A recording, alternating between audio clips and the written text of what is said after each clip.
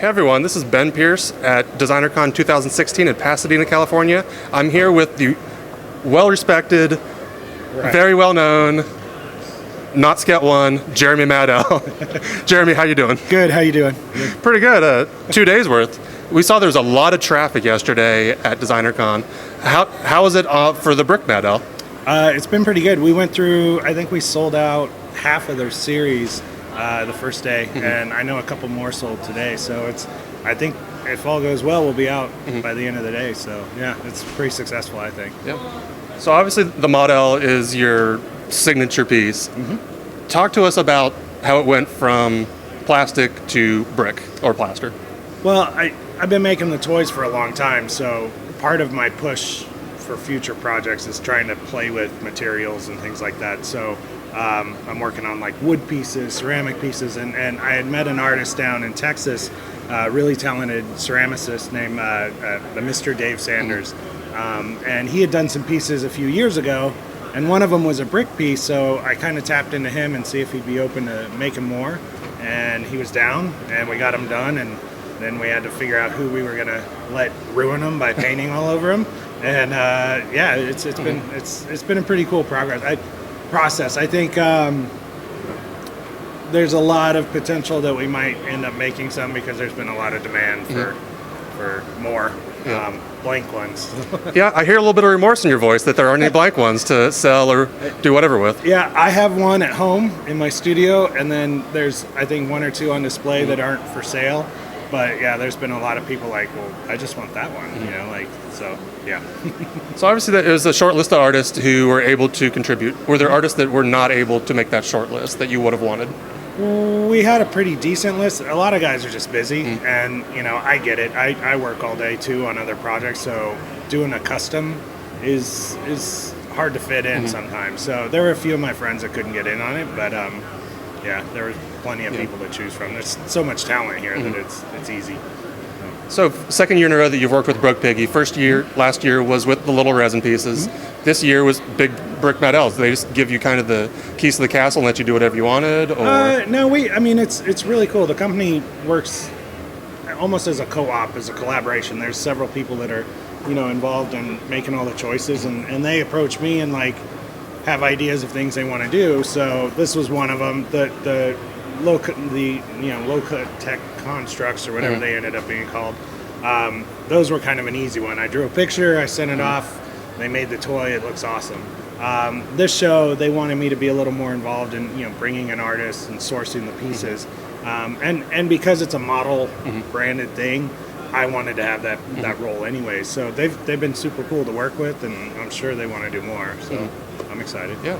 So is there anything in the future we can hope for the models as far as new designs? I know I've heard in the past there's like artist series kind of float around every once in a while. Yeah, I've got the tooling and stuff done for a 2.5-inch plastic model.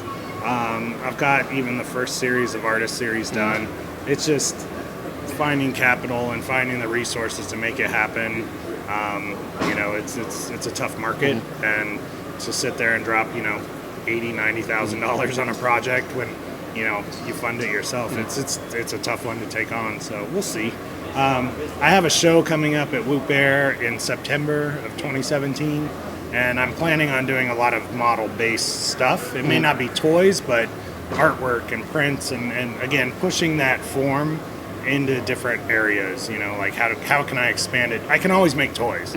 Now what else can I do with it? Is kind of my push. So can we hope to see the resin come back anytime soon, or is that kind of if I can find a resin shop that can make them and stay on schedule, I'd be glad to. But every time I find a good source, they do a great job and then they disappear. I don't know. It's like it rots their brain out or something. So I'd love to. They've always done really well, and I've talked to a couple people here at the show that, you know, potential we could see. You know, everybody's busy though, so we'll see. So with the limited walking around you've probably been able to do, are you impressed with what you've seen this year, or about par for the course? Yeah, I mean, the first year I came, it was one day, and it was in a basement, and it was, you know, not very big, and now all these years later, it's 2 days, it's 3 halls.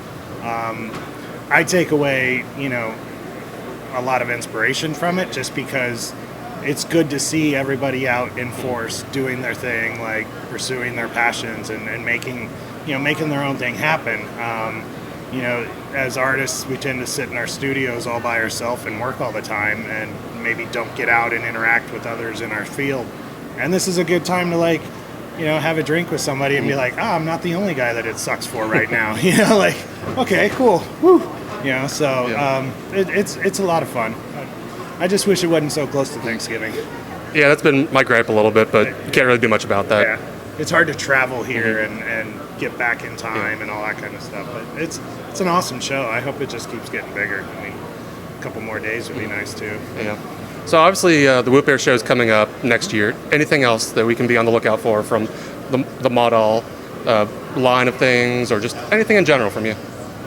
No. I'm doing a lot of client work, stuff for other companies, helping them out.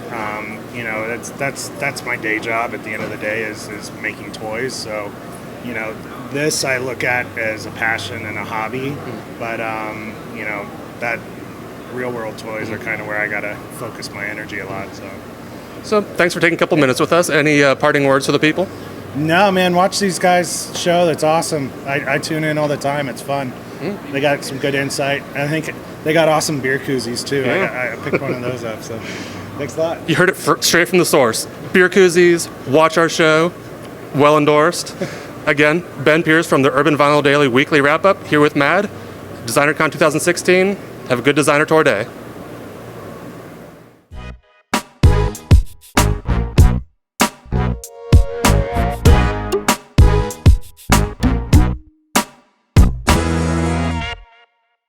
Hey everyone, this is Travis Likens from Token Nerd Podcast, and I'm here today to tell you something about sponsorship. That's right, Token Nerd now has a sponsor. The fine folks at TenaciousToys.com, your source for designer toys, pop vinyl, original art, and more, are now our sponsor. And guess what? As a part of that, you can get 10% off your next order at TenaciousToys.com by entering the code TOKEN10 at checkout. That's right, 10% off. And not only are they giving you this code, they're also going to be sponsoring many of our Token Nerd giveaways in the next coming months. So make sure to follow us at token_nerd on Instagram to catch our latest giveaways.